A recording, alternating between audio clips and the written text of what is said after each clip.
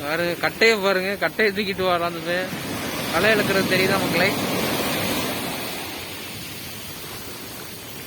கட்டையை கொண்டு வரான், என்னமோ கொண்டு உள்ள கடந்து ஒரு கட்டையை தூக்கிட்டு வரான். அதுல என்னமோ இருக்குன்னு சொல்றான்.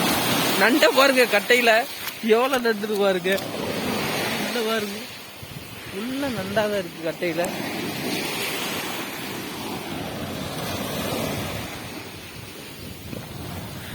ஒரு வலை இலக்கிட்டு போறாப்புல அந்த பையன்.